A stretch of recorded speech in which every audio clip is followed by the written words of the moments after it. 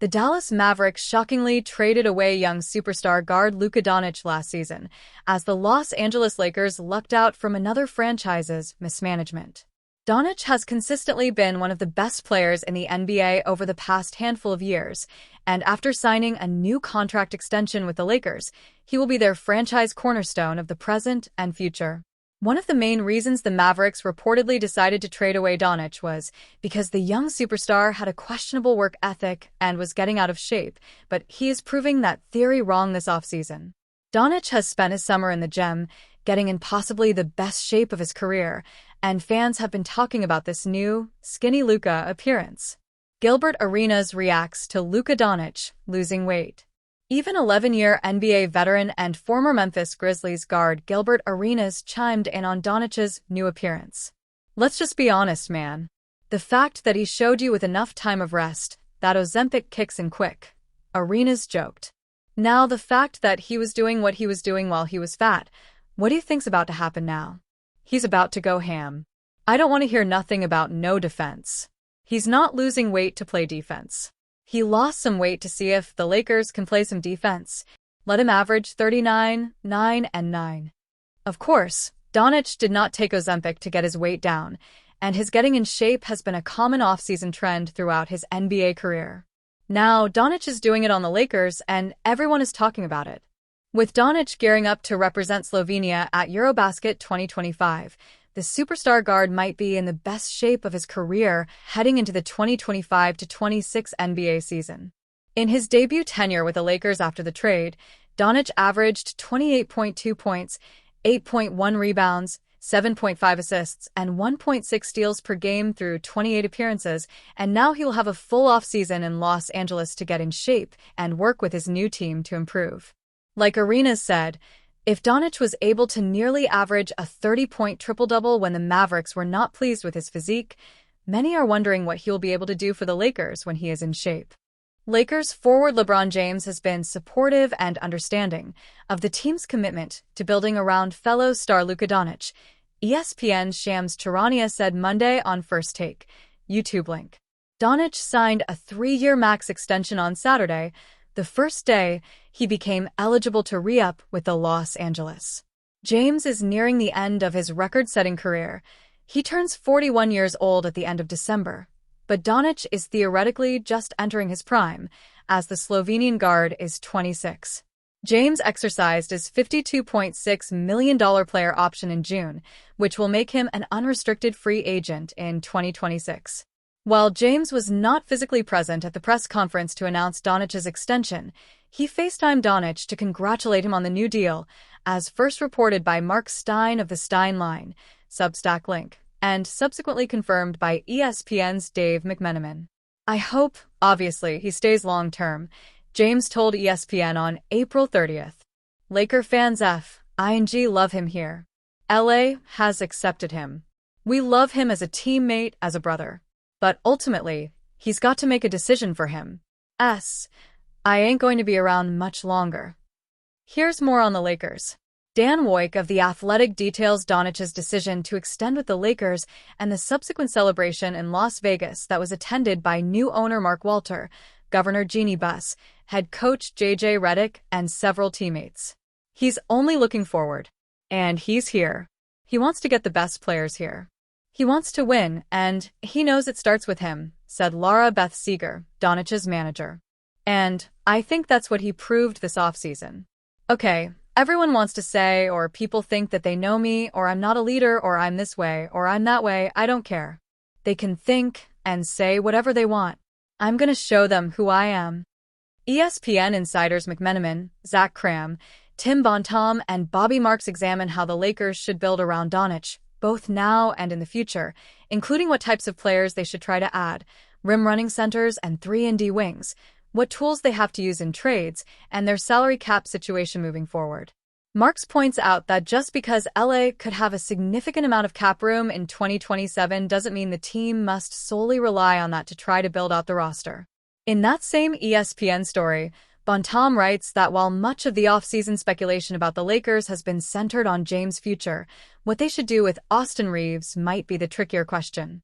Reeves, who is widely expected to decline his 2026-27 player option, worth $14.9 million, in order to hit free agency next summer, reportedly declined a 4-year, $89 million extension in June, the maximum he was eligible to receive, in the hope of landing a bigger payday. "I think he will get $30 million plus annually," one executive told ESPN, echoing multiple front office sources who were asked about the next deal Reeves could command.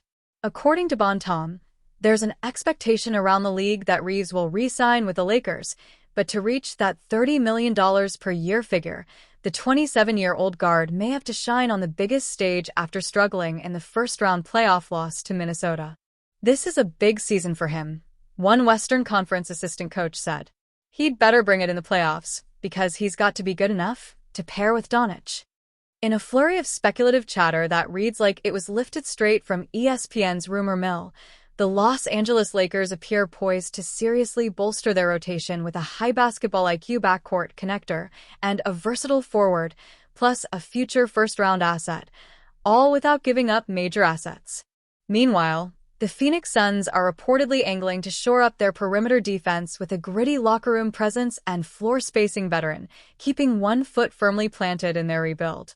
And somewhere in the middle, the Cleveland Cavaliers seem to be positioning to capitalize on the chaos, fielding a minor return that hints at a strategic pivot without making waves. By dangling a mix of draft capital and experienced contributors, this trade idea brings together the Lakers' immediate championship push, the Suns' longer arc construction, and Cleveland's retooling. It's a three-team trade that promises each team gets what they need for 2025-26. Proposed trade details. Los Angeles Lakers receive Grayson Allen, Dean Wade, 2028 first-round pick, BKN/NYK/was. Phoenix Suns receive Jared Vanderbilt, Maxi Kleber, 2032 second-round pick, LAL. Cleveland Cavaliers receive Oso Ighodaro. Los Angeles Lakers add more shooting and defense to a championship roster. The Lakers just got smarter on both ends, landing a marksman who spreads the floor and a high IQ glue guy who can guard multiple spots. First off, Grayson Allen brings elite shooting. He shot 42.6% from deep last season and had an effective field goal percentage of 60%. Add in a career average of about 10.5 points, 3.0 rebounds, and 2.0 assists over 403 games, and you've got a reliable rotational sniper who boosts efficiency. Then there's Dean Wade, quiet, versatile, effective. Last season, he logged 5.4 points, for 0.2 rebounds and 1.3 assists while shooting 41.3% from the field and 36% from deep in 59 games on a $6.6 million expiring deal. Wade can defend multiple faces, pop threes, and comes at a price that won't cap strangle the roster. Putting Allen's sniper touch alongside Wade's positional flexibility gives the Lakers two efficient, selfless pieces that would chip the minutes without forcing lineups. That's smart roster building, not flashy, but championship ready. The Lakers have more than enough star power with Luka Doncic, LeBron James, and Austin Reeves, but they need defense and shooting ability around them. This trade gives them that without losing any key role players such as Rui Hachimura. Phoenix Suns add a promising defender while shedding salary. Phoenix quietly refines its rebuild by bringing in a defensive workhorse while alleviating cap stress. 2 moves in 1. Jared Vanderbilt, 4.1 PPG, 5.1 RPG, 1.0 SPG, is the defensive bouncer every contending team craves. His career defensive rating sits at a stout 109.7, and he boasts elite athleticism, a 6 feet 9 inches frame, 6 feet 11 inches wingspan, near elite lateral quickness, and defensive awareness. This allows Phoenix to keep cash flow moving toward their young core or future in-season acquisitions. It's a practical move masked in subtlety until you see the books. Phoenix essentially gets a defensive tone setter while cutting long-term financial shackles.